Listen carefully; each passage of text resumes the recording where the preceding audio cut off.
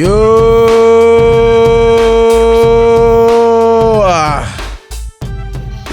beautiful, beautiful day, huh, Coach? Sure is, man. We gotta decompress for a little bit. Okay. I'm here, baby. Welcome back. I'm here, baby. It's been a long week, Coach. Mm-hmm. I bet, man. It's been a long week. I'm getting ready to try to go to Detroit. I'm wondering if I'll be able to catch some cheap tickets for that Detroit playoff game maybe on Saturday, but we'll see. Yeah, maybe. But how's your week been so far? Yeah, solid, man. You know, weather's getting nicer out here, so Yes. It's been nice to kind of take it all in and be outside and just being able to do outdoor things again and not have it be 50 degrees and windy and the wind chill is making it feel like 32 degrees and finally got some nice weather, so cannot complain. I like the 50-degree weather. I mean, I don't mind it either. I just hate when it's like windy as shit and then it makes it like 20 degrees outside. Fair. I am a hoodie and sweatpants guy to the day I die. I hate when it gets too hot that I can't wear sweatpants and hoodies. I still do. I give no fucks. There's zero care. I will wear my Nike sweatpants until... Like, I will sweat. In 80-degree weather? I will. I have before. You're different. I am. You're I keep trying to tell you, but you don't believe me. So that's different, my guy. I don't know if I can do that. Sweatpants at 80-degree weather. Okay, but what episode is this, Coach? This is episode 30, Coach. Episode 30. Who would have ever thought that we would have gotten this far? I don't know, man. Not me. Not you? God damn. That sucks. That really sucks. Nah, I'm very happy that we've gotten this far, and I think we have a lot more to go and great things coming. So episode 30 is ready to rock off. Let's get it started, Coach. Yes, as sir. always, you know how we started. The halftime give and go. You guys already know the rules. 30 seconds for each topic. And topic number 1 on the halftime give and go. Ant-Man, Anthony Edwards for the Minnesota Timberwolves. Look, he has been balling. The Lakers are in a situation where if Ant-Man continues to play the way that he's playing, they can have a series that's going to be taken away from him. Will LeBron James go home in the first round for the first time in his career? We do not know, but it's a possibility that it can happen, and he looks poised. Talking about Anthony Edwards, he looks poised to send the king home. And as they say, if you want to be the man, you gotta what? Beat the man. Yes, absolutely. Sir. All right, moving on to our next topic of the halftime give and go. Cade Cunningham of the Detroit Pistons. Look, Badman Cade. Badman Cade. He's hooping. He's going crazy. He's doing what he's supposed to do.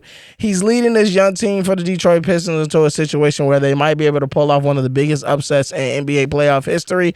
I'm not sure it's going to happen, but these next 2 games that's going to happen in Detroit is going to tell you everything you need to know about where Cade Cunningham is and who he exactly can be. All right, moving on to the next one.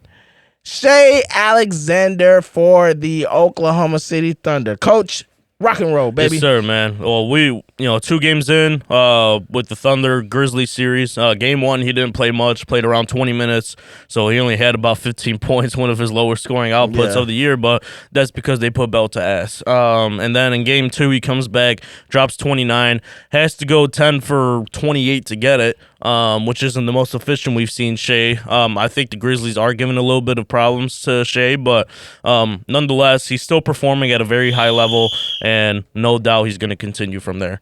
All right, moving on to the next part. Donovan Mitchell for the Cleveland Cavaliers. Back to you, Coach. Get him. We already know, man. Donovan Mitchell of the Cavs, just absolute baller in every single playoff series he's played in. He is one of those guys that continuously just performs every single game in the playoffs. And this Cleveland Cavaliers team looks really, really good, considering they're playing the Miami Heat. I don't think they belong there, but regardless, that does not take away anything that Donovan Mitchell has been doing in this series. He's scoring at will. They're just playing great as a team, and it's been a treat to actually watch them, perform at a high level here. 100%. Keeping it rocking and rolling, Coach, because you cooking right now. Yes, sir. Tyrese Halliburton, what you got for us, Coach? Yeah, man. Hey, he's talking the talk and he's walking the walk, man. Definitely. They are looking great. There's been the games have been close, not necessarily blowouts, but man, let me tell you, he is getting on some nerves over there. He's playing at a very high level. I like Halliburton as a player. I wish the Bulls drafted him when we had the chance to, but he's been great. I mean, one of the best distributors in the game. Assist average is always up, and yeah, just playing great ball along with that whole Pacers team. All right, and last but not least, it's on me. The Claw is back, and I'm talking about Kawhi Leonard. Look, he's hooping, he's playing defense, he's dropping 39. He looks like he's back to his original form. And like I said before on last episode on 29, when I said the most dangerous team in the playoffs is the Los Angeles Clippers. And look, Kawhi, you're holding me down, baby. You're making me look good. Keep doing what you're doing, because if you guys pull it off, you will make me look like a genius, even though I already am, but you're just assuring that for the fans and for the haters. All right, that has been the halftime give and go, and now yes, sir, for our game, Coach. Favorite game. Are you ready? We ready. Are you ready? We ready. All right. Who's cooking and who should stay the out the kitchen? All right. And number one on our list for who's cooking right now. Let's get back to it. Them Indiana Pacers, baby. Yes, sir. The Pacers, baby. Look, Tyrese Halliburton is playing his ass off right now. They're calling him Mr. Overrated. Mr. Overrated is what they're calling him. And this is voted by the fans. Not the fans, sorry, take that back. This has been voted by the players. Some of the players have decided to say that Tyrese Halliburton is overrated, that he's not as good as people think. And right now, he's playing his best. He's doing his thing. He's hooping like crazy. He's managing the situation. He's putting the Pacers 2-0 against the Milwaukee Bucks. He's making everything look easy. And right now, we're wondering, can the Pacers actually pull it off? But they're playing their ass off, and they doing their motherfucking thing right now. And I just want to know from you, Coach, are you a believer? I am a believer. Are you a believer? So in this series, when I last spoke with you, it wasn't necessarily that I was as much of a believer in the Pacers to advance. I'm just not a believer in the Milwaukee Bucks. Why? Which we'll get into. Chemistry or the coaching? Maybe a little bit of both, which we'll get into on a later segment. But yeah, like no doubt, the Indiana Pacers have been looking great. Pascal Siakam has honestly slotted right into that team and has looked great and looked solid as a solid player that they needed on that roster. He does it all defense. He could score. Miles Turner has looked absolutely solid as well. And then Tyrese is just playing out of his mind right now. Talking trash to Dame and getting on his nerves and things of that nature. Just that team is firing on all cylinders, and what better time than to do it? I don't see why they don't win this series in 5 games. I think Milwaukee takes one at home, probably game 3, and then Indiana comes back and wins game 4 and 5, and then we'll see them in the second round. Okay. So you see a gentleman's sweep. Absolutely. I think so. I don't know if I got it going like that. I can probably see a 6-game series. I think Indiana, excuse me, I think Indiana can win this series on Milwaukee's floor in game 6. I will say this. If Milwaukee pushes it to a game 7, I think Indiana loses at home. Yeah, I think that's a way tougher. I think that's going to be too much pressure. Yeah, and Milwaukee's been there before. Yeah. You know what I mean? Like with all their guys, Dame's been there before. Yeah. Giannis has been there before. They'd be more poised, more seasoned to handle that situation. Yeah, so if I'm Indiana, I want to stay away from a game 7 no matter how, I guess, fun it could be, game 7 at home and the money and all this other stuff, the politics behind it. If I'm them, I stay away from that. I try to win this as quickly as possible. So if the gentleman sweeps happen, if they're able to pull it off game 5 at home, and that's like their game 7 in a way, that's probably the best case scenario for them. Yeah, absolutely. All right, moving on to who else is cooking. Getting back to Ant-Man and the Minnesota Timberwolves. Look at here, look at here, look at here, look at here. All I'm going to say is this. I did not like the way that they played in game 2. Obviously, their shooting in game 1 was out of the world, especially from the three-point line.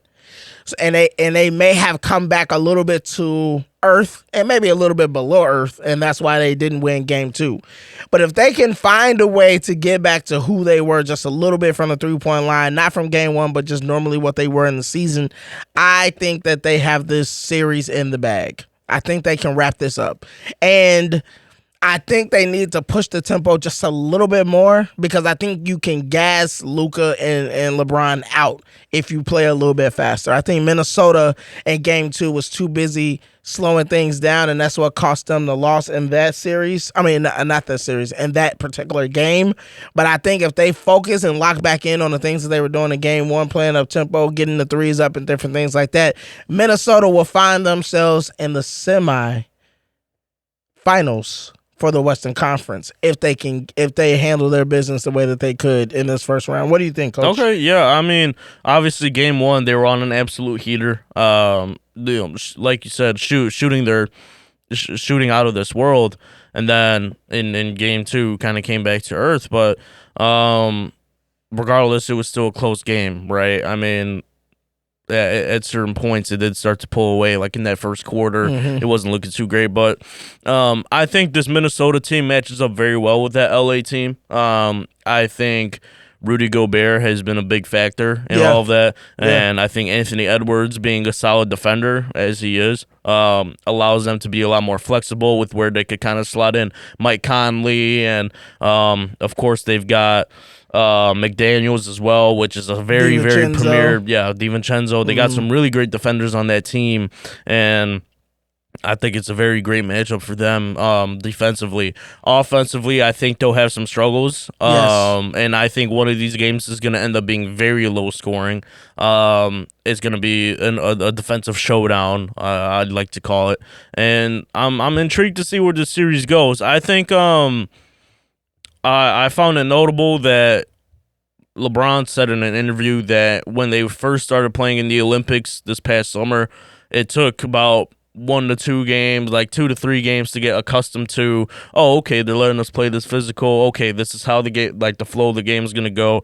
And then they kind of started to, pull away from there and started to really play their brand of basketball. I'm wondering if the same is going to happen with LA here. Maybe they kind of get accustomed to, especially LeBron, the physicality that's going to be allowed. Yeah. Maybe Luka as well won't be sitting there complaining for as many calls.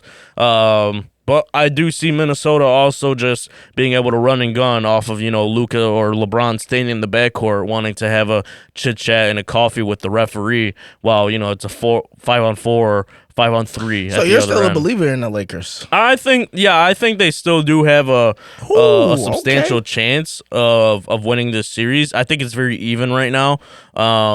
But I would not be surprised if either side came out of this going to the semis. I think that's okay. So I see where you're going. Me, I don't believe them. I'm not a believer in the Lakers.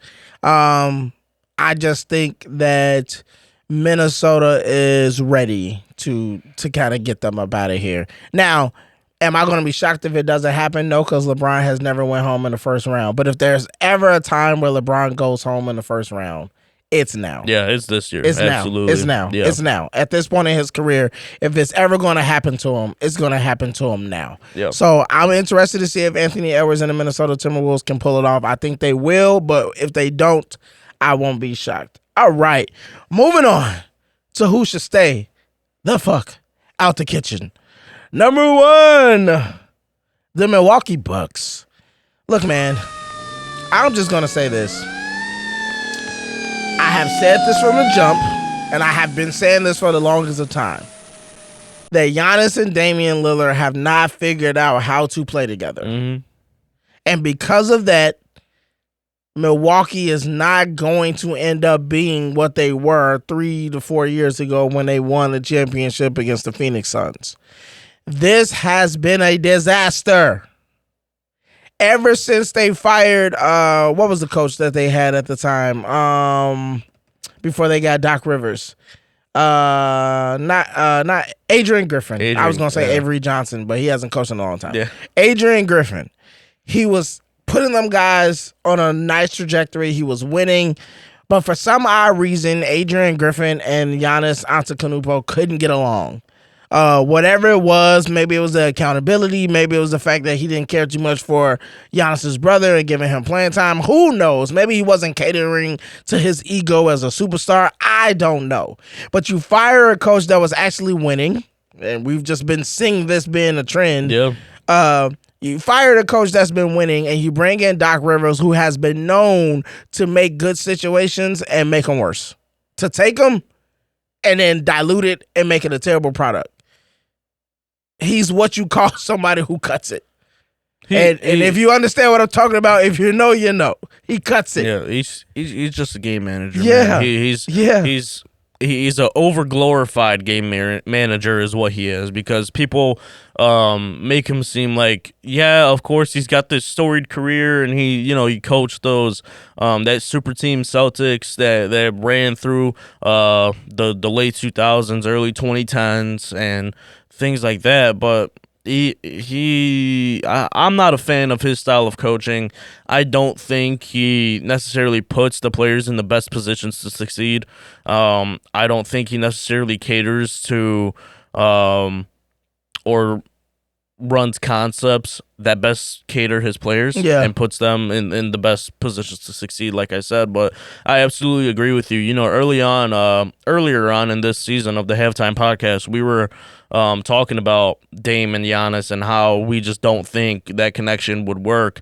I remember specifically episode 10, we were talking about it with Moo. Yeah, and I was saying that the only thing that worked was the pick and roll between Giannis and Dame, but you can't do that all game. Exactly. Because you could just save that for the last 2 minutes, but for the rest of the 46 minutes, what are you going to do? And I think Milwaukee has struggled to actually find that, and I think part blame does go on Dame and Giannis, but I think part blame also goes on Doc Rivers. In the coaching staff. Yeah, I feel like that's something that could be figured out with the right coach. I think if like a Mike Malone stepped in, or somebody of that caliber, I think they'd be able to. I want to see Mike Brown over there. Or Mike Brown. You know what I mean? I think one of these coaches that got recently fired would do a fine job over there in Milwaukee. Yeah, I agree. Even if Budenholzer stayed, I think he would have done a better job than what Doc Rivers is doing, to be honest with you. Yeah, I believe so too. And like you said, any of those coaches, from Jenkins to Brown to Malone, any one of them probably would be over there making something better come out of that situation. Absolutely. But it is what it is. But I think Milwaukee is in a situation where if they go home in the first round, I won't be too upset, because maybe we might have that disgruntled superstar that we can potentially bring to the Chicago Bulls. I think that he's already disgruntled. I think, first round exit that would be the cherry on the top of the situation. It solidifies it, in my opinion. Yep. But just quickly, my theory of why Dame is even in Milwaukee was because they needed another superstar just in case Giannis decided that he wanted to get out of town. Really? Yeah, that was always my thought. Like, the reason why they got Damian Lillard wasn't necessarily because they thought it would be a magnificent pairing, but you still need somebody that can get people in the seats. And if Giannis walks out, you need somebody. Okay. At least somebody. All right. Yep. All right. I see the reason. Yep. Moving on to the next person that should stay the fuck out the kitchen. And I'm actually surprised that he had to make the list right now, because I thought that he was going to do really, really, really well come the playoffs, and that is Karl Anthony Towns. I have no fucking idea what happened to his basketball game. It's like fucking Space Jam. He just got his shit taken by the Monstars. Like, I don't know what the fuck is happening to him in this playoffs. He has not looked the way that he's done the entire season. He has not been dominating inside, outside. He hasn't been shooting the three exceptionally the way that he did throughout the course of the season. Even in moments when Jalen Brunson is not on the floor, he's not commanding the basketball. He has not made himself a presence. And this is the pussycat. This isn't the big dog cat. This is the pussycat that we're saying right now. And this is the very reason that there was some form of contention that built between him and Jimmy and then him and Anthony Edwards, and why he found himself in New York, despite the fact that he just wanted to come home. He always wanted to play in New York. But regardless of that, these are the reasons why some of those players that he played with just always had their issues with him, because they just felt like somehow, or not somehow, but when he got into the moments of bigger games, bigger pressure, he just folded like a motherfucking lawn chair. So I don't know what's happening with him, but what are your thoughts? Yeah. What are you seeing from him? I think the physicality is really throwing him off. Really? Cat has never struck me, or even I'm hoping that he never struck you. Yeah. He never struck me as a player that embraced contact and really wanted to fight through it. He always tried to play more passive, which is why he became such a great 3-point shooter. As a big man, because when he started off his career in Minnesota, he's back to basket, kind of pick and pop in the mid-range type of guy. Mm-hmm. He's extended his game since then, which of course is an advantage, but I also just think it's because the motherfucker don't want to get in there and bang, man. You don't want that smoke. No, but you don't want that smoke down low. And that's exactly what Detroit is giving, is a lot of physicality and a lot of those New York fans, or New York crybabies, I like to call them, because every single game, or if calls don't go their way, it's a problem, and the game is rigged, and all this and all that. Fuck the ref. Fuck the it's always that, man. Always, I get it as a Bulls fan, but man, sometimes you just gotta accept that your team just is not attacking the basket. Yeah, they're strong, not performing. man. They're just not performing. They're not, like you said, they're not attacking the basket. They're not being aggressive. They're not asserting themselves or asserting their will on the game. None of that. And especially in this series, Detroit all season has presented themselves and shown themselves as a physical team, kind of like those bad boy Pistons, being one of the more physical teams in the NBA, and Cat don't like it, and that New York Knicks team also doesn't like it. I think just another guy honorable mention that could have made this list is Mikal Bridges. That motherfucker has not been doing shit, honestly, since he's gotten to New York, and especially in this series, he's been a liability, if anything. I think he's been a liability offensively, but I will say a part of what is also hampering this team, and they may not want to admit it, is Jalen Brunson. He's been pounding the fucking ball. Yeah, like it's almost like he's playing like he thinks he's Allen Iverson. Like, you are not about to carry this team to the finals. Like, let it go. Like, you have to use your teammates. No, all of them. You have to use all of them, and you have to allow them to be. He has to be a point guard more than he is a scoring point guard. It's a lot of dribbling. It's a lot of foul baiting. ISO going. Just, I don't know what's gotten into him, but I don't know if he's just hearing the things and the rumors that's percolating about, oh, he can't carry them. He's too small. Blah blah blah. Like, you have to understand that when you're in situations like this, people throw things out there to throw you off your game, to make your ego put you in a situation to do things that you shouldn't do. And this is something that, as a coach, you try to tell your players all the time. Like, don't let the outside noise percolate so much within you that it affects your ability to do what you do best on the floor. And also, at the same time, diminish the value that your teammates can bring to the situation to help you. When you're allowing this outside noise to get in your head and make you think you got to go out there and do something other than what you're normally accustomed to doing, then you're screwing yourself, you're screwing your team. At the same time, it's like, don't do that. And I feel like right now, that is what Jalen Brunson is allowing to happen. And I think it's a lot of that, but I also think it's a lot of just forcing the issue, true. Which he is doing. And honestly, I've watched the Knicks quite a bit throughout this entire season, and where they found their most success is when they just play through the flow of the offense that Tom Thibodeau has catered to them. passing the ball around, getting good shots. Yeah, of course, Tibbs has allowed Jalen Brunson to go ISO at certain times in the game, but it's not to the extent that he's doing this series. Yeah, I agree. It's very excessive. I think that's also why Karl Anthony Towns' play has been lower because he's not getting as many touches. He's not getting as many great looks to the basket, and it's disappointing to see what's going on with the Knicks because I think they're probably one of the more better built rosters in the league. And they should be at least going to the conference championship this year, in my opinion. I mean, think about that lineup: Jalen Brunson, Mikal Bridges, Anunoby, Josh Hart, Karl Anthony That is Towns. a tough lineup, That's man. tough lineup. And they have depth. That's the thing. They have depth coming off the bench, too. Solid roast, like Miles McBride is a solid backup point guard. Mitchell Robinson is a solid big man. Who else do they have coming off of their bench? I forgot the other guys. Those are the main two because we know Tibbs likes to play his guys. 7 guys. He plays like his 7 to 8 guys. Exactly. Maybe, yeah. So that just to wrap this up, like with Cat, I guess a good amount of it. Of course, he's very deserving of this spot on who should stay the fuck out the kitchen, but I think a lot of it goes to Jalen Brunson, man, because he's honestly he's putting up the points, but most of it's coming from the free throw line, and it slows the game down, and it's not coming through the flow of the offense, and that just breaks up everybody's rhythm. You know what I mean? Just breaks up everybody's rhythm. All right. That has been our game. Who's cooking and who should stay the fuck out the kitchen? Now we are ready to move on to the halftime report.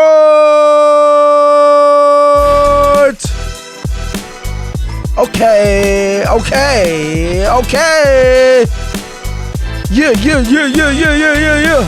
All right.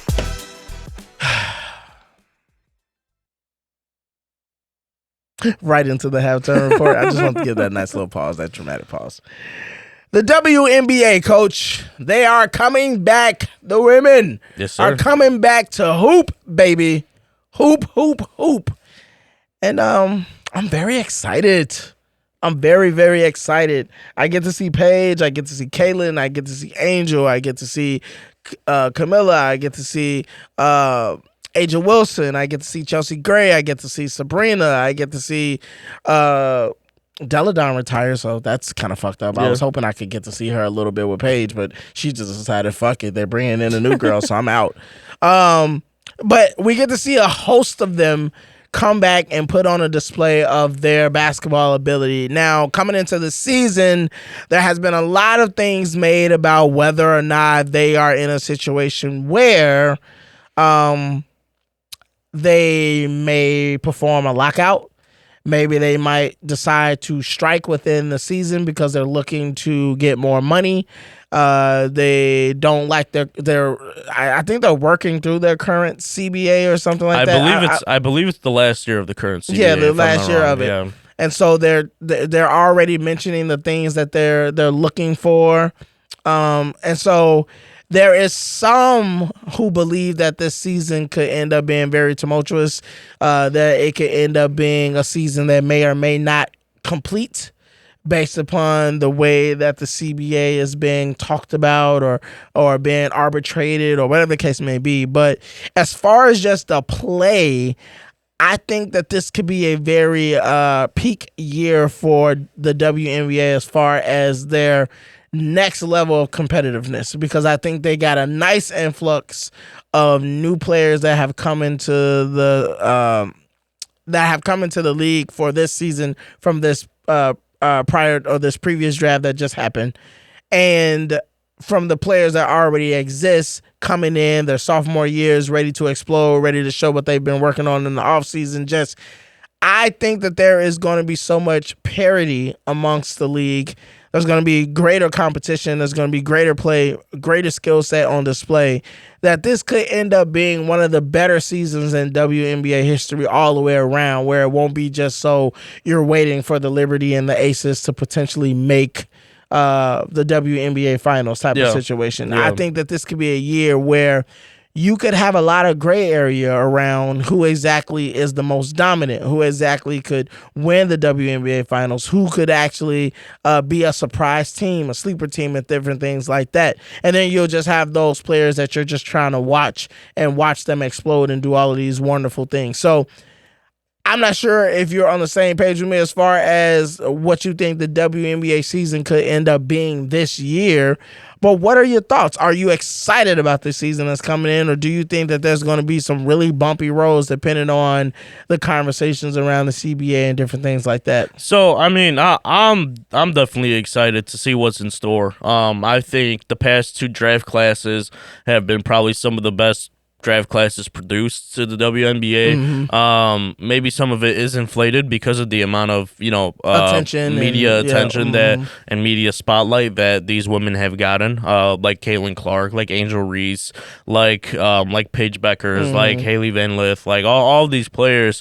Cameron Brink, all of these women that are coming into the league now have a lot more spotlight on them than ever before. We've never seen the WNBA have as many eyes on it, and I think this is going to be a season where they're going to show people like why they deserve to have the spotlight. There were some interesting storylines last year, and I think it will continue into this year. Like, of course, you've got the Aces, you got the Liberty that are always the favorites, but I think a team that made a solid run last year and I think could do it again this year, the Minnesota Lynx. I think they have a very strong chance at at least repeating the success they had last year and also probably overcoming it and possibly becoming champion. Though they are definitely on a time limit. They have a lot of contracts that are expiring after this year. So if they want to win, they got to win now. And I think that's going to be very interesting to see. Seeing if Aja Wilson and that group could come back and can get back to glory. Get back to their glory. Can the Liberty stay on top? With Inescu and Brianna Stewart and all those great athletes over there.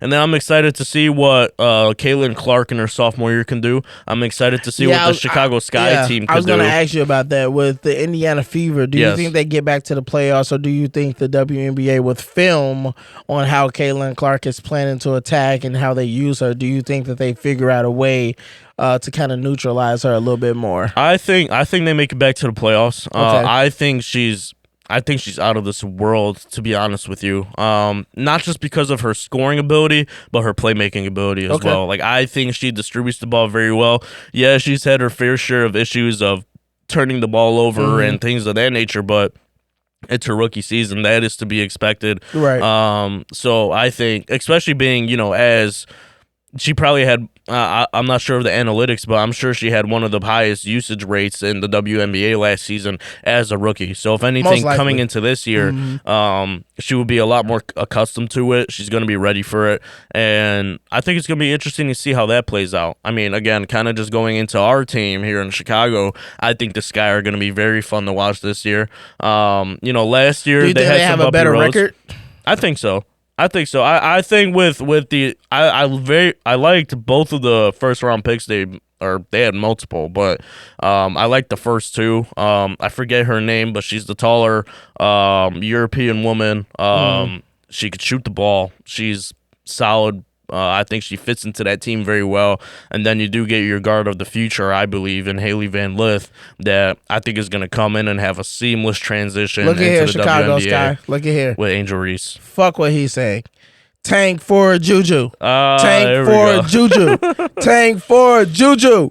Tank for Juju. That, of course, that'd be ideal, but I just don't think it's realistic. I need them to tank for Juju.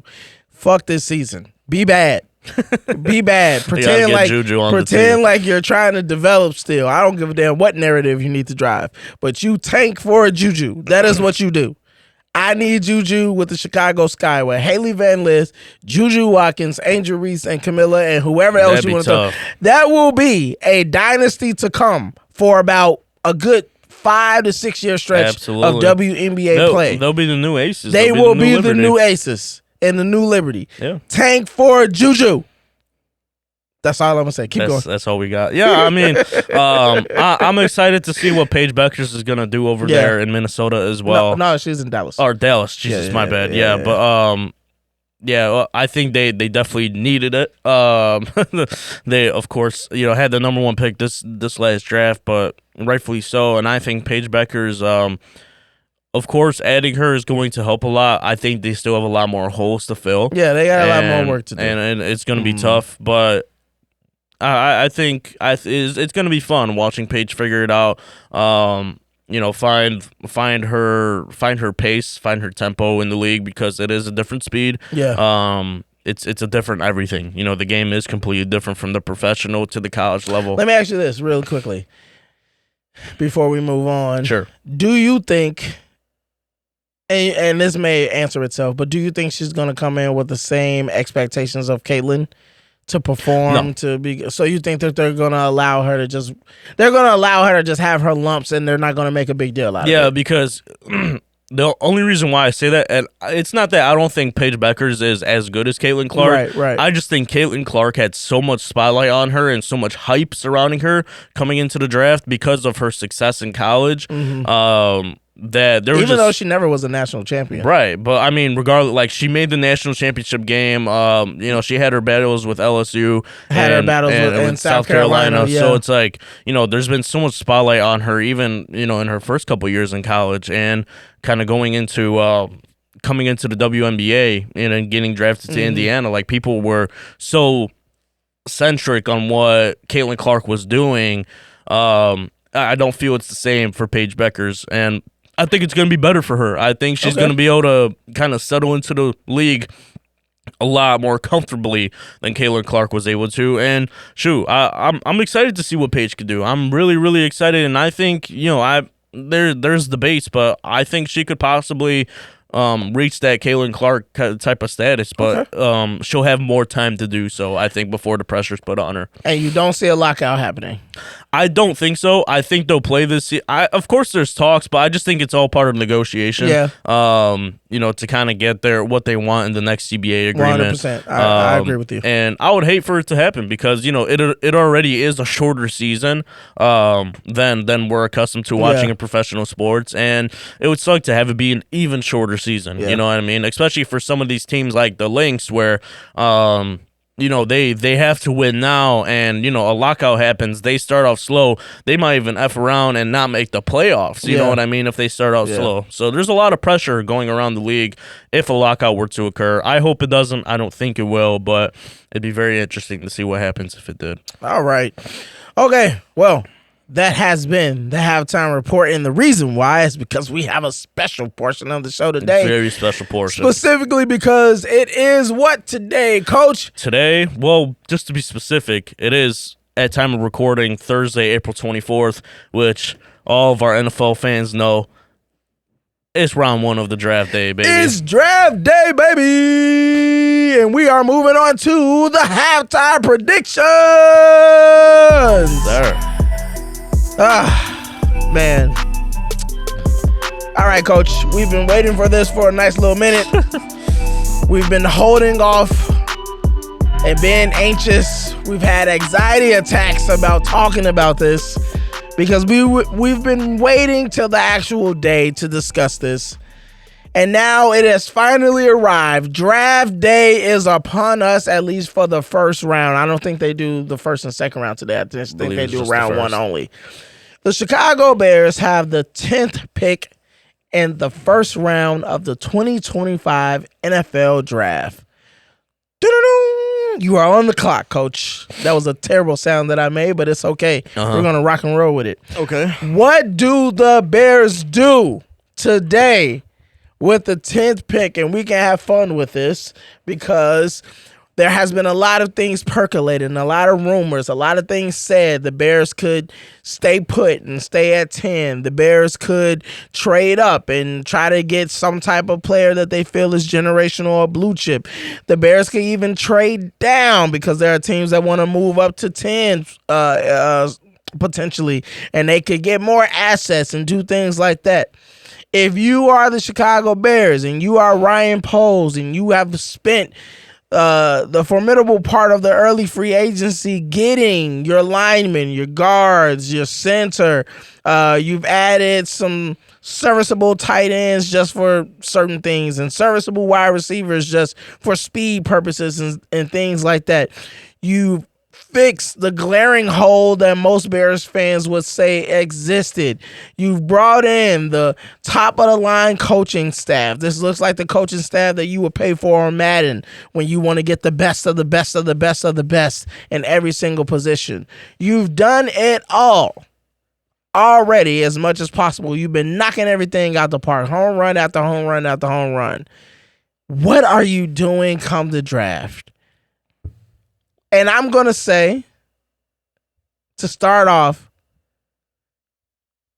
I think, and I don't think at the same time, that the Bears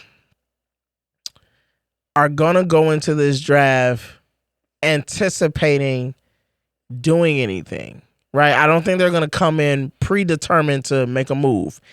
I think what happens 1, 2, and 3 is going to determine what the Bears actually do. They're going to wait. I don't think they're going to do anything before the draft starts. So here's my thing, right? I don't think they do anything before the draft starts because you lose leverage by doing that, of course. But here's the thing. I've heard rumors. A little birdie told me. Okay. He's heard rumors. All Rumor right. Has it. And they are confirmed rumors. They are confirmed. The Chicago Bears have been on the phone with the New York Giants trying to trade up to number 3. And we already know who they would want to take at that third pick. And who is it that you think they're trying to get at the third pick? It'd be Abdul Carter, coach. And let me tell you, if the Bears were to pull off that trade, it would take a good amount because you're moving from 10 to 3 and you're drafting a blue chip prospect and an absolute superstar that will be Abdul Carter. But in my opinion, it's very worth it. Now, I've also heard rumors that the Bears are also in the running for trading up to 5 through 8. All right, that's also a very good possibility or a very possible outcome. I'm just going to say this before I continue any further. You asked me if I'm Ryan Poles, pick 10, we're on the clock. I think that's false. I don't think the Bears are on the clock at pick 10. We're either on the clock before or we're on the clock after. I'm telling you, the Bears are not staying put at their pick this year. We are either moving up, which I think is the more likely thing to happen, whether it's going to be all the way to 3, which is going to be a very hefty price, or we move to 5 and 8. I think we come out of this draft, we're targeting 2 guys. If certain things happen, we are either targeting Abdul Carter at 3 or anywhere between 4 through, I want to say 7. People are saying like 5 through 8. I'm going to say 4 through 7 because I think depending on what happens 1 through 3, New England might opt to move back in the draft. It's for the Bears, first round selection is either going to be Abdul Carter or Ashton Genty. It's one or the other. I do not see a world in which the Chicago Bears remain at pick 10 or move up to pick 8 and take a Will Campbell or a Kelvin Banks or anyone or Membu or Armand and Membu out of Missouri. It's going to be one of those 2 players, I believe. I don't think necessarily they're going to move down unless they could get a substantial amount of draft capital. I'm sure they would maybe like some future draft capital as well, but just seeing how Ryan Poles is constructing the team right now, along with the contract extensions that have gone on, I think Tooney is going to get his extension very soon as well. Okay. And we've seen the contracts of Jonah Jackson and Kyler Gordon and even TJ Edwards getting an extension. This team is being built to win now between 2 to 3 years. It's being built on Caleb's rookie contract. This is the window. And in order to do that, you need to take one of the blue chip prospects in the draft. I don't think you're banking on reserving some draft capital for later purposes. So you're not believing that they're gonna wait around for Will Campbell? No. You don't think they're moving up to get Will Campbell? No, because I'll tell you why. I'll tell you why. Because if we move up, I'm telling you, it's for 1 or 2 players. The only way we move up, watch, and I think, and what I've heard, and my source have told me that the Bears and the Patriots have been very, very close in phone calls as of recent, and depending on what happens, pick 1 through 3. That will determine if New England makes that trade with the Bears. Apparently, there's a deal in place with the Bears and the Patriots, but it is all dependent and determining what happens pick 1 through 3. Basically, it all depends on who's available at 4. Yep.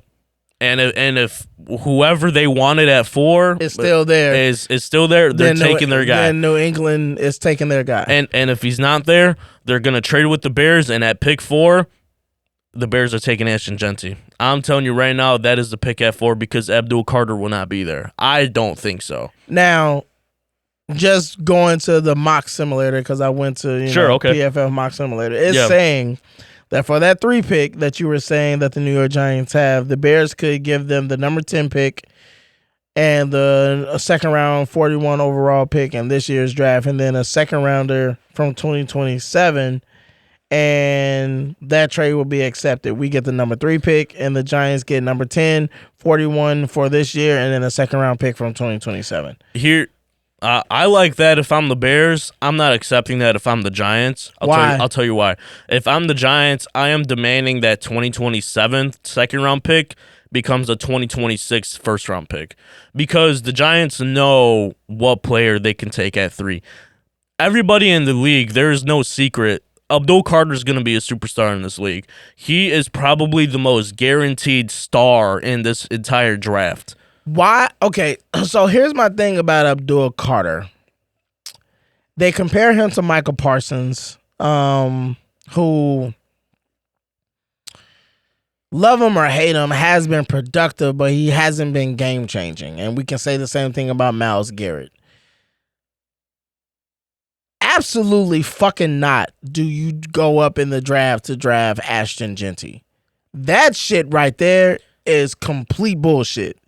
So you don't think we move up to like 4 through 7 No, I and think take they will Genty? do it. I just think it's the dumbest fucking thing that they could do. Really? Okay. I don't think that that's a smart decision at all. You don't move up in the draft to draft a fucking running back. It isn't Walter Payton. This isn't Barry Sanders that you're drafting. I get you. Just one rebuttal to that real quick. Detroit did the same thing 2 years ago to move up and get Jahmyr Gibbs. The motherfucker is productive as hell. Yeah, but he ain't Barry Sanders. Yeah, okay, but nobody's saying he has to be. And you do if you're drafting somebody that high. I don't think so. They have to be a Hall of Fame running back. I don't think so because Jahmyr Gibbs got drafted really high as well. But he didn't get drafted top 3. I'm not saying they move top 3 though. You said if they get to top 4 and they make a deal with New England that they're getting Genty at 4. I don't think necessarily that's the best move to make. I just think it's the move they're going to make. Right. That's what I'm saying. But that's my argument. Yeah. My argument is they might do that. I'm saying it's stupid as fuck. And people I've seen on Bears Twitter are saying like, yeah, absolutely, we should do that, and it makes sense, and even it makes no sense. And even the PFF draft simulator gives it a good grade for drafting them that early. No, because here's the argument for it is because, again, if we're just going to talk about blue chip prospects, right, there's about 3 to 4 guys in this draft that you could pretty much guarantee when they come into the league, they're going to make an immediate impact. Who are those guys? It's Abdul Carter, it's Ashton Genty, and it's Tyler Warren. Those are your 3 guys. Everybody else, you are taking a wild guess. Cam Ward, Lord knows what he's going to do because I'm telling you, he's going to Tennessee. He's the number 1 pick. There's no doubt in my mind. Will Campbell, is he actually going to be able to perform at the pro level? Lord knows because of his arm length, right? He may struggle because you're actually competing against grown men, right? It's not college athletes. It's grown men that have way more physical advantages than you do. You look at some of these other guys, right? I mean, Membu, there's questions about him at playing the tackle position. Yeah. There's no solidified, like, actual left tackle, like, starting stud left tackle that I think a lot of these teams believe in, because if they did, everybody and their mama would be trying to get Will Campbell right now, but they're not. Yeah, I mean, but I've argued that the whole time that I didn't, that I didn't think that there was somebody that was just like this. Absolutely, no, I've been saying that from the jump. That's why when people were high on the whole Will Campbell train, I was just kind of like, I was only high on it because if we were to, this was at a time when I thought we were just going to remain at 10. Yeah, if he falls happens to you, then fine. You know what I'm saying? Absolutely, I'd be fine with it. You take the best prospect available at 10. But my whole thing was just like, I wasn't in any rush or I wasn't compelled to make any type of moves to go and get Will Campbell, to go and get Mimbu, to go and get Jonathan Simmons, to get Kelvin Banks. They're not moving the needle for me. No. They're not like Jonathan Ogden or somebody like that. Exactly. Somebody that you look at and say, oh, this is a Hall of Fame left tackle. We have to get this, right? Yeah. It's not like that. But really quickly, we show what the number 3 pick would take. It would take our 10 pick, a second rounder from 2027, and then the 41 overall pick to move up to 3 for the Giants. Okay. But I got another trade that the Bears could also make. They can make a trade with Minnesota. Minnesota's 24 pick in 2025. We give up our other second round pick, the 39 from Carolina, and we give up a second round pick in 2026. And we do that for the 24 overall pick. So we walk away in this draft with the number 3 and the number 24 pick. All right. So let me just start this little simulator on this draft and see what happens. Right. So we start the draft. First on the clock, Cam Ward goes to Tennessee. Yeah. Second, Travis Hunter goes to Cleveland. Well, then you already know who you're taking. So now I'm taking Abdul Carter. Of course. Right? I'm taking Ashton Jeanty. Fuck. I'm taking Abdul Carter. So I take Abdul Carter. All right, so we get Abdul Carter number 3. The Patriots take wide receiver Teatro McMillan. Shedeur Sanders doesn't get drafted. The Giants ended up taking Ashton Jeanty at number 10. So that's interesting. Yep. I don't understand why they would do that. I don't get that. Shedeur goes to Pittsburgh, like I have been saying for the longest of time. To me, it's either he goes to Cleveland or he goes to Pittsburgh. It's one or the other. Now, this is who I think the Bears can pick up that's going to be just as good as Ashton Jeanty in the NFL. Omarion Hampton from North Carolina. Okay. At 24, we get Omarion Hampton. So we move up to get Abdul Carter. We make whatever deal we have to get Abdul, and then we move back into the draft later on at the lower end of the first round to get Omarion Hampton. And so we walk out of there basically with Abdul Carter. And here's my grading for this draft. I received the A+ for Abdul Carter and a B for Omarion Hampton at 24, which gave me an overall grade of A- for this draft. And you walk out of there with them saying, based upon this PFF projection, that a better pick at 24 could have been Malachi Starks, the safety from Georgia. Sure, yeah. But we don't need that. They just go off of rankings. But they just going off rankings, yeah. But if you look at it realistically, if you walk away still with your running back and Abdul Carter, fuck Ashton Jeanty. No, I agree with you wholeheartedly. I think that's the best thing for them to do. I just think the most blasphemous statement I heard from you was that Omarion Hampton is as good of a running back as Ashton Jeanty, because he's not. He is. He will be in the NFL. No, he probably wasn't in college, but he will be in the NFL. And I'll tell you why. I'll tell you why. Just watching his film at North Carolina. He doesn't hit the gaps as fast as Ashton Jeanty does. He doesn't have breakaway speed like Ashton Jeanty does. But he also didn't have the offensive line that Ashton Jeanty had. Agreed, and he also, respectively, maybe competition level. And he maybe played in a tougher conference. Sure, okay, granted.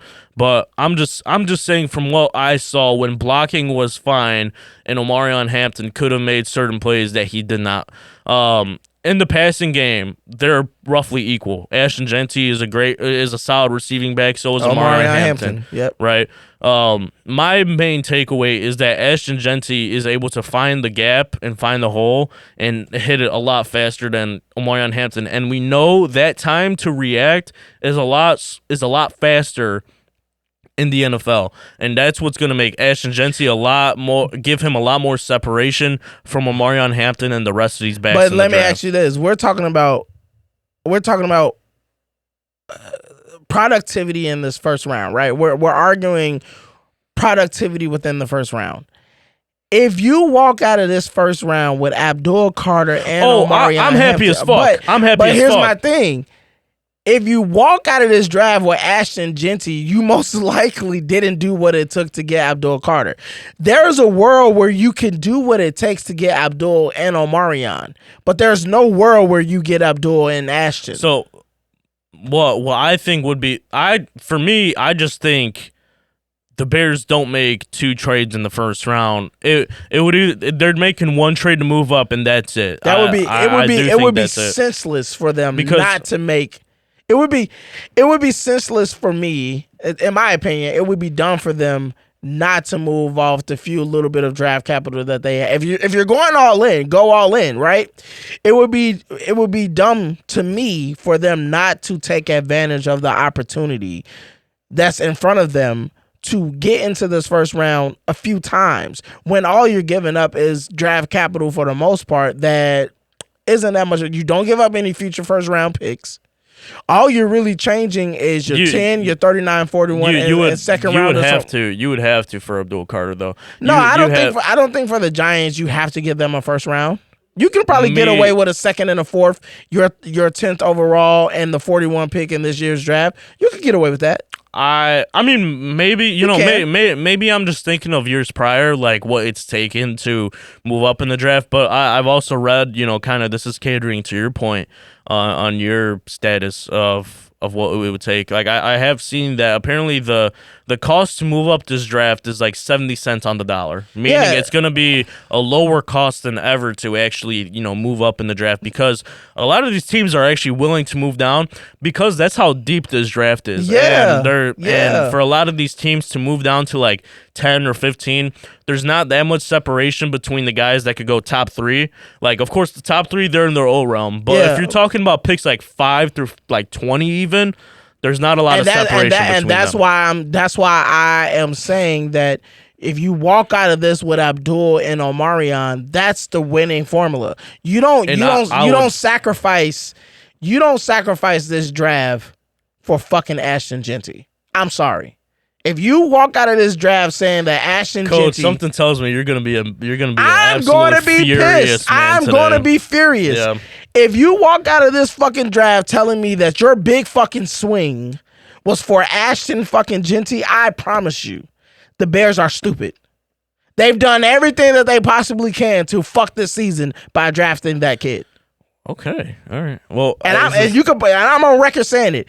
If you spend this draft and your capital and the expenses that you have to draft fucking Ashton Genty, when you can potentially walk out of this draft with Abdul Carter and Omarion Hampton servicing 2 needs at the same time, that would be ignorance on their part to forego an opportunity to get Omarion and Abdul Carter just to end up with fucking Ashton Genty. That's a very bold thing to say. I don't necessarily disagree with you, I'm just gonna say that. But I do like to take. He ain't Walter Payton. This is you're not drafting Walter Payton, you're not drafting any of those guys. This is not Adrian Peterson coming out. This isn't Derrick Henry coming out. He played at Boise fucking State, people. Let's keep reminding people where he came from. He ain't coming from Bama. This ain't the fucking Miami Hurricanes. This ain't that. This ain't the Florida Gators. This ain't nothing like that. He played at Boise fucking State. I keep trying to harp and tell people, where you play football in college makes a difference. That's why playing in the SEC is such a big goddamn deal, because it's the closest thing to being a professional in college sports. Yeah, that conference is tough as hell. SEC or Big Ten, same. Yeah, well, one of those two. SEC and Big Ten. Yeah, he played at Boise State again. It ain't that. I know it looked good. It looks shiny and it looks great. He ain't that. I'm telling you. You get Abdul Carter, whatever it takes to get Abdul, you move to number 3 to get him because you know he ain't falling no further than that. So you get to number 3 with the Giants, if you can. Hell, if you can get to number 2 with Cleveland to make sure you can get Abdul Carter, because there's no guarantee that you got to make the trade with New York. You could probably make a better trade with Cleveland. I'm not sure. Maybe you can, maybe you can't. It all depends. I think Cleveland depends on who they really want. Maybe they don't want to move out that spot because they really have their eyes locked in on Travis Hunter or somebody, or whoever, or Mason Graham, or I don't know. You know what I've seen in days recent, even from you know who released his mock draft the other day and is like one of the most accurate mock drafters in the NFL? Peter Schrager. And what did he say? He actually has the Bears moving back to about pick 14 with I think it's like the Colts or somebody. Mm-hmm. I don't remember who he has taken us, but what I found more notable is he had 4 quarterbacks going in the first round. He had Jalen Milroe. He had Cam Ward. He had Shedeur Sanders going to the Browns. Really? I believe that's what was in his mock draft, but I know he had 4 quarterbacks going. He had Jackson Dart going very high as well. Jackson Dart is from what? Ole Miss. Ole Miss. And he had Jalen Milroe as well. From Alabama. Going, where does he go? I forget where, but again, those four guys in the first round. And again, I wouldn't be surprised if that happened either. So I'm saying, like, I think it's very, very possible. Like, people have kind of written it off and saying, like, oh, maybe Shedeur ends up in Pittsburgh and shit like that. Like, maybe that is what happens. And there's no guarantee, and I keep trying to tell people, it's no guarantee that Cam Ward goes to Tennessee. No, at this point it is.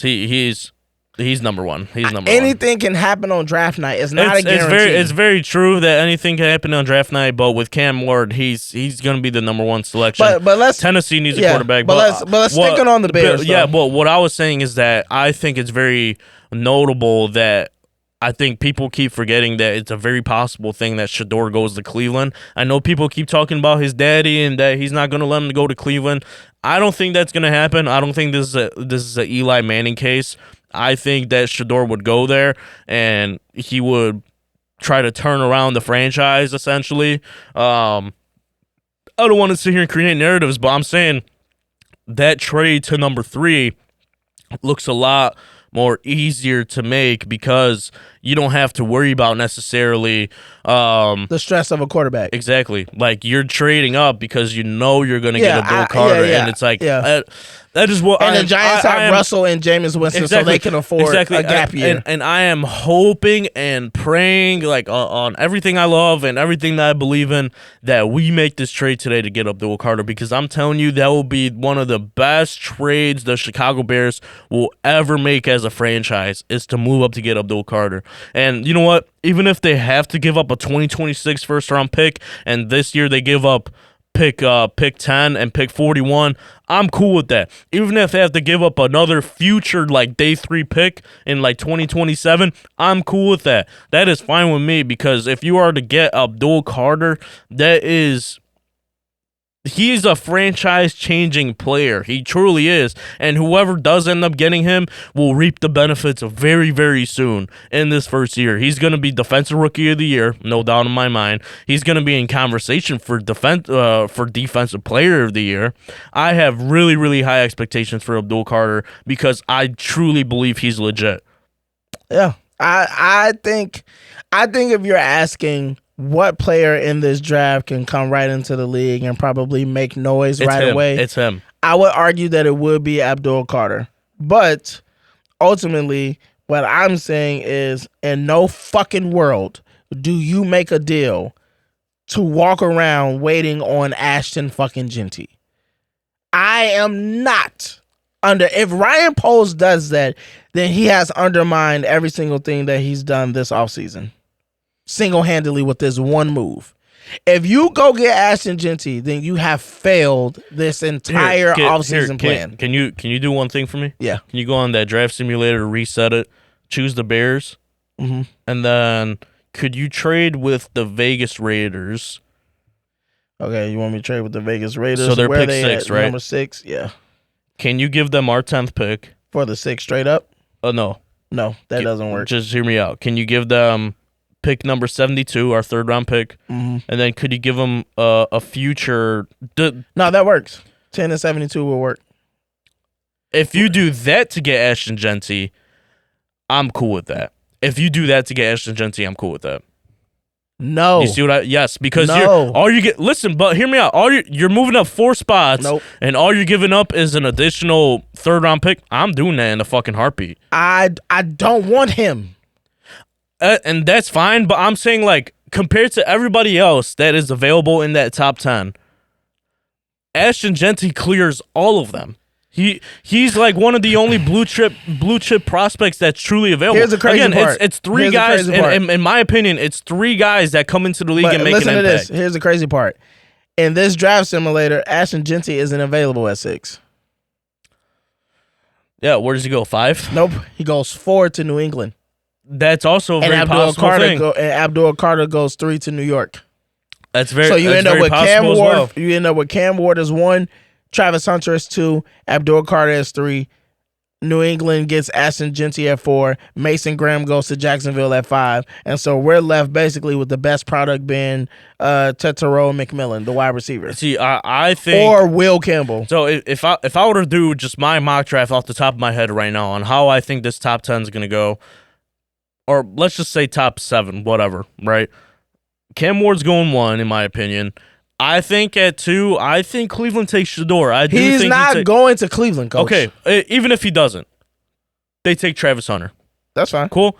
3, whoever it is, they take Abdul Carter. Okay. All right. At 4, New England is taking Ashton Genty. I think it's possible they take Ashton Genty. Or who they take, McMillan? What I think is more likely and what is actually going to, it's either going to be McMillan or it's going to be Will Campbell. It's going to be one of those two because they want to solidify the offensive line. So let's say McMillan goes 4, or let's say Will Campbell goes 4. Will Campbell goes 4. So 5, you got Jacksonville. They're taking McMillan. They got Liam Cohen. They got the new GM. They're going to want offense. So then 6, you got the Raiders. The Raiders. Who do they take? Who else is left at?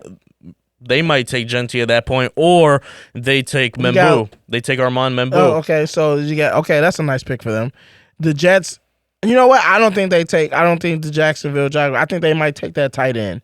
I think they might take Tyler Warren to give more help I don't think he goes at 5. I think if anything, that'd be 6. That'd be 6 because Jacksonville. No, you know what? 5. Jacksonville takes Mason Graham. I think that's who they take at 5. I think that's probably the least likely pick for them because that's where he's been projected to go. And then the Raiders, what? They take a safety. They go defense. No, so I think if McMillan goes 5, if McMillan goes 4. No, but what I was saying, right? You're saying McMillan goes 5. Will Campbell goes 4, McMillan goes 5. At 6, I got Vegas taking Mason Graham because they want to solidify their defensive line. So then the Jets, they take a tight end? They take Tyler Warren? The Jets could take Tyler Warren. They go help out Justin Fields some more. And then 8, you got Carolina. What do they take? A tackle? They take the best defensive end on the market. They take probably what's his name? Mike Green, yeah. Okay. Then you got the Saints. They take... They might F, bro. I'm telling you, they might be the ones that F around and take. They could take Shador or they take Jackson Dart. It's one of those two, I think. Okay, and then at 10, you got the Bears now. Then you take Genty. He's also. You think Genty will fall all the way to 10? I don't think so. That'd be my ideal thing if nothing were to happen. But look, that is very possible. I'll say this: if he lands to us at 10 and we stay put, fine, take the kid. Take him at that point. But you wouldn't even be a fan of... I'm not considering. Fair. I'm not considering moving up to draft this kid. And I'll not one bit. The only trade up I want to make is to go up and get Abdul Carter. I just want to make that clear. That's the only deal I want. I want to get Abdul Carter. Get Abdul Carter. Do what you can to get him. And you know what? Even if we don't get Amarion Hampton, even if that second trade doesn't happen back into the first round, I'm fine with taking Trayvon Henderson in the second with pick 39. He's a solid back. He's a very solid back out of Ohio State. And I'm cool with that too. Yeah. I would still try to shoot for Amarion because let's see.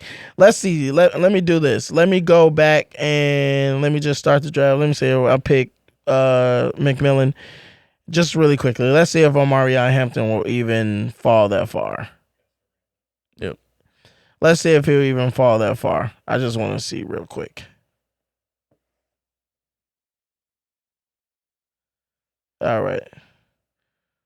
Let's just see. He probably goes late 20s, I believe. 20s. I'm going to just stay at 10 and start the draft. Okay, so... Yeah, just let it fast forward. Pick whoever. Ashton Genty went to number 2. So right now, the best player that we can pick is between Walter Nolan, the defensive interior player from Mississippi, Malachi Starks, or Mike Green. Just take Starks. Let's just see where Hampton goes. Let's see if Hampton goes in the first round. And yeah, he'll end up going in the first round. According to this, Green Bay gets him at 23. Yeah, I don't know if they take him at 23, but regardless, he'll go somewhere in the 20s. It looks like he's a first round prospect in the later round of the first round. So regardless, if we want to get Omarion, he's there for us if we're willing to get back into the trade later back part in the first round. Yeah. So you can there is a world where you can walk away with Abdul and Omarion. And if you're nice. Ryan Poles, very nice. That's how you fucking do things on draft night. We'll see. Not sitting around and doing shit for fucking Ashton Genty. Right. But that's my thoughts. Yeah, Those are my predictions. My prediction is the Bears walk away with Abdul Carter and Omarion Hampton.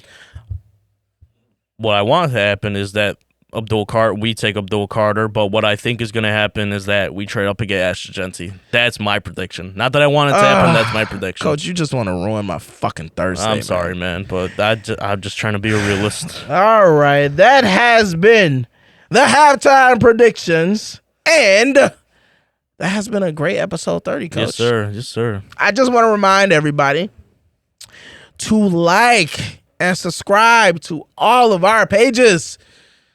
Instagram, TikTok, Twitter, Facebook, YouTube. Subscribe. Our Patreon is doing pretty okay, right? Yes, sir. We got episodes on there. We got another one coming out this Sunday. Come on, man. Come on. We're looking good. Come on, people. We rocking and rolling. Yes, sir. We on all your streaming platforms for podcasts as well. We got Apple. We got Spotify. We got Amazon. So look, we're everywhere you need us to be. Why? Because we are the best sports coverage on all digital platforms. It's the Halftime Podcast, baby. Yes, sir. So again, like us, follow us. We got things coming down the pipeline. We're excited about everything that we're coming up with and doing. If you got ideas for the show, again, we want to remind people, send in products that we can put on the wall, send in pictures, posters, all those things, and we can shout you out. We can help it make part of our setup up here. We're always interested in that. So yeah, do that. We'll love to give you a shout out. We'll love to display your art or anything that you have, especially if it's sports related. So keep that in mind. Anything you want to add, Coach? Nah, man, I'm all good. I'm excited to see what happens tonight. And Don't fuck this day up for me with that prediction, Coach. We'll see, Don't fuck this up for me. I'm just trying all right, it's been another episode of the Halftime Podcast. I'm Coach Malcolm. I'm Coach Conrad. And as always, you know how it goes. See red and bear down, baby.